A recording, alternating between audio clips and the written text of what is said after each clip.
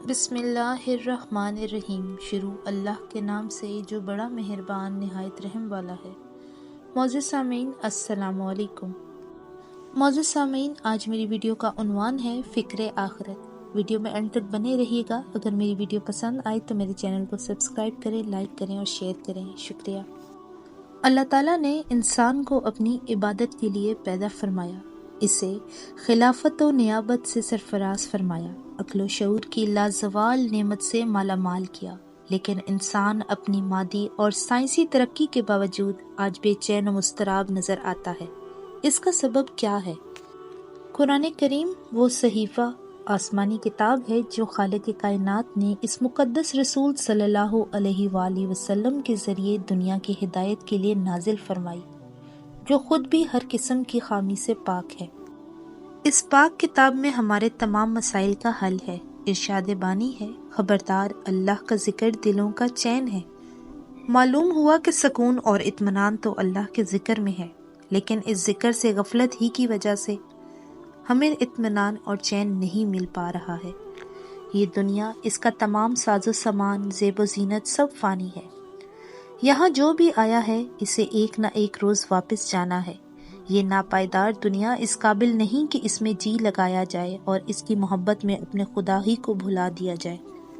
سرکار مدینہ صلی اللہ علیہ وآلہ وسلم کا ارشاد پاک ہے، اس شخص پر انتہائی تعجب ہے جو جنت پر ایمان رکھتے ہوئے دنیا کے حصول میں سرگرم رہے۔ ایک اور حدیث میں ارشاد نبی صلی اللہ علیہ وآلہ وسلم ہے، دنیا سبز اور شیریں ہے، اللہ تعالیٰ نے تمہیں اپنا خلیفہ بنا کر بھیجا ہے اور وہ تمہارے اعمال سے باخبر ہے۔ بنی اسرائیل پر جب دنیا فراخ کر دی گئی تھی تو انہوں نے اپنی تمام تر کوششیں زیورات، کپڑوں، عورتوں اور عطریات کے لیے وقف کر دی تھیں، اور ان کا انجام تم نے دیکھ لیا ہے۔ ہماری بربادی کی ایک بڑی وجہ یہ بھی ہے کہ ہم نے آخرت کو بالکل فراموش کر دیا ہے، جبکہ اسلام میں آخرت کے حوالے سے بڑی تاکید آئی ہے۔ قرآن کہتا ہے کہ دنیاوی زندگی تھوڑی ہے اور اخروی زندگی ہی کام آنے والی اور طویل ہے، مگر پھر بھی اس دنیا کو سب کچھ سمجھ بیٹھنے والے غافل انسان اپنی ساری جدوجہد ساری دنیاوی آسائشوں کے لیے ہی کر رہا ہے، اسے اپنی عاقبت سنوارنے کا خیال بھی نہیں آتا۔ جو دنیا کی محبت اس کے دل میں گھر بناتی جاتی ہے، یہ غافل انسان اتنا ہی فکر آخرت سے دور ہوتا جاتا ہے۔ اس فانی دنیا میں دل لگانے کے بجائے آخرت کی فکر کرنی چاہیے۔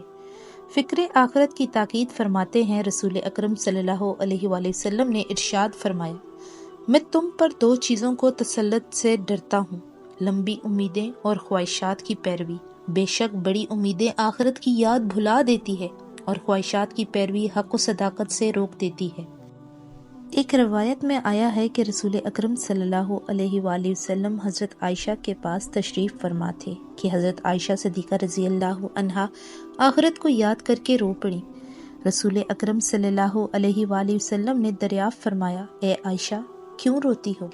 انہوں نے عرض کیا، آخرت کو یاد کر کے روتی ہوں، کیا لوگ قیامت کے دن اپنے گھر والوں کو یاد رکھیں گے؟ نبی کریم صلی اللہ علیہ وآلہ وسلم نے فرمایا، تین مقامات پر لوگوں کو اپنے سوا کچھ یاد نہیں ہوگا، جب میزان عدل رکھی جائے گی اور اعمال تولے جائیں گے تو لوگ سب کچھ بھول کر یہ دیکھیں گے کہ ان کی نیکیاں کم ہیں یا زیادہ۔ نامہ اعمال دیے جانے کے وقت یہ سوچیں گے کہ دائیں ہاتھ میں ملتا ہے یا بائیں ہاتھ میں۔ پل صراط سے گزرتے وقت سب کچھ بھول جائیں گے۔